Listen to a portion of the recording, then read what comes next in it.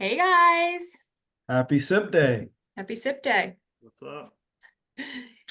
I feel like the topic we're going to discuss goes well with the weather we've been having lately, like a Mm, week straight of gloom and doom, gray. We're going to touch on a little bit of a recession. What is yes, a recession? And kind of historically look back at times that we've been in a recession, what the market and what it does to the market. So I'm going to throw it right. over to you, Julie, Nav. it's more it's sunny more often than it's raining, I know. right? I That's think it correct. fits with the recession because there's a quip that I heard, and I can't remember who it's from. Of economists have predicted 9 out of the last 5 recessions, meaning like it's popular to like talk about, oh, it's going to rain, or oh, the recession is going to be something about like we feel better talking about negatives than we do of like, yeah, actually it's sunny more days than it's rainy. Bad things Exactly. certainly happen, recessions do happen, but the financial news tends to talk about them more frequently than they actually occur, in time. Yeah. Negative news sells, and that's pretty much what the financial media does talk about most of the time. But when we do get a recession, and what a recession is a significant slowdown in activity within the economy. Historically, it's been two negative quarters of GDP growth, but that's kind of shifted over the last few years, and I still recognize that as essentially a recession. But when we go from strong growth or high growth to a significant slowdown, that's when we can see changes within both unemployment, the economy itself, consumer confidence. So I have a chart that just goes back over to the 60s almost till now, and we'll look at the last recessions we've had, how the market has performed leading up to those recessions and what happens during them and how consumers feel and how that kind of lines up with market performance. So I'll share my screen and then we can talk through this a little bit. Can you see this okay? I can. What are we looking at? Yeah. Awesome. So this is from JP Morgan, their guide to the markets, and it's talking about consumer confidence and the stock market. And what we really see is consumer sentiment follows recessions because the consumer starts feeling the slowdown before the market sees it, generally speaking, because the consumer is actually the ones going through either a job loss or a loss in income or a cut in hours, whatever it may be. And then businesses start feeling it because consumers are spending less. And then the market kind of picks up on this. And what you see is these gray bars, these are all recessionary periods within the US markets. I want to make it a little bigger. There we go. And these are from 9 month, nine of them over this time period, going back to 71. And you can kind of just see where things peak. Most of the time, it's always before a recession's official. Mhm. And then they trough right down around the bottom of where the market starts, the recession's at its worst, but it kind of peaks before the recession's over. And then you get that bounce back within the market in pretty much each of these times. And that's because the market is also a forward-looking indicator. So, Nav, Yes, the, sir. the y-axis on this chart, consumer sentiment index. So that would be, a rough way of saying that is like how consumers feel, Yep. right? So average, it scores at 84. But we don't all feel the same every day. Like kind of like Julie said, it's not the same weather every day. Like unless we live in San Diego, it's not the same every day. Right. So some are above that, some are below that. So that's what we're seeing on the y-axis. On the x-axis, we're seeing the years going back in time to 71 up till today. So, Nav, and then explain to me like the pluses and the minuses. What are we looking at for those? So that's where the minus is the drop in. Actually, it's not clear to me what the pluses or minuses are doing here. But when I look at it, it looked like it was when the what the market was doing. Yep.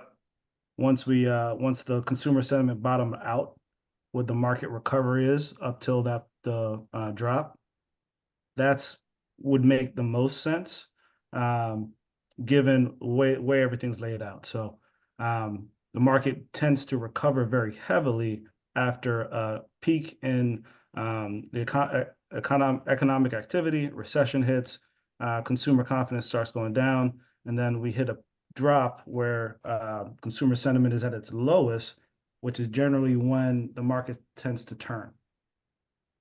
So when we're overly confident, which is the top, when we're overly bullish, that tends to be when the market is at its height, and we start seeing volatility pick up ahead of recessions.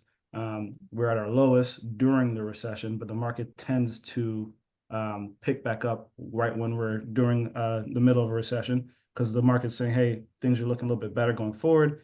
Consumers are not feeling that just yet. So we're still at the bottom, and then market starts rising, coming out. So we see in that those gray bars that are going through like that very narrow recession in 2020, right? So this is the first half of 2020 that we see that steep decline in 2020 on consumer sentiment to April 2020, right? You know, very peculiar time period in the world. So that's why that dropped so quickly. But it was also very narrow. Then we also see negative consumer sentiment in 2022, and that's to the point you made earlier of technically speaking, I guess that wasn't a recession. I feel like the definition changed in 2022 because I always thought it was 2 negative quarters of GDP. Which we had, right? It's kind of like consumers felt like that was what was going on, but we didn't see unemployment increase during that period of time, right? We saw very low unemployment. So technically, I guess it wasn't a recession in conversational terms, even though it met that 2 quarters of GDP, but consumers were feeling it. So then from both of those bottom points, Navs, the June 2022, April 2020, we saw dramatic increases in stock markets shortly thereafter, right?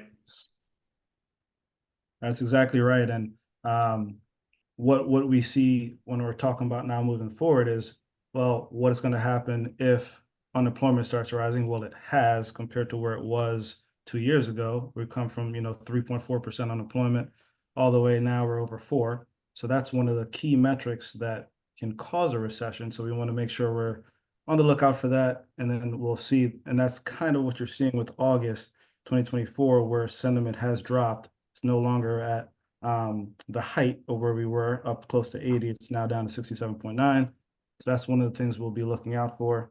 Could be a sense of future volatility when that starts dropping. So it's, recessions are real. They do happen.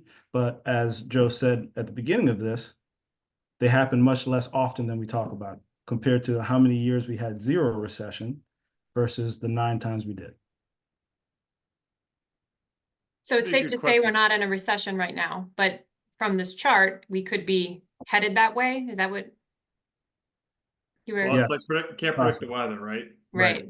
You know that. So I think I don't know the answer to this, Julie. Maybe I'll ask you to just guess. Is like how many days does it rain out of a year, right? And we're in Mid-Atlantic, so what does it rain? How many days a year does it rain? I don't know. 1 out of every 5, maybe something like that. What do you think? It feels like more right now, but that's because we're a week we're a week into rain. Right.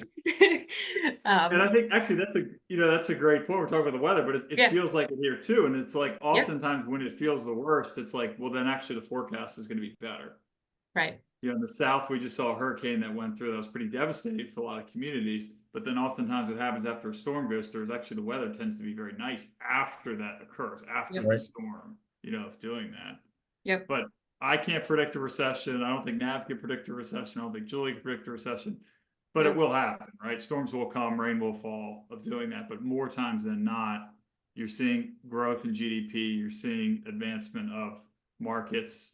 And I would argue the human condition more broadly as things tend to improve over time with temporary setbacks like we see in 2022, 2020. The big one here in Nav, 2008, 2009. That's that that Great Recession, or you see that bar is a lot thicker than some of those other recessions on there, and that's the term that's colloquially used for that is Great Recession for that period of time.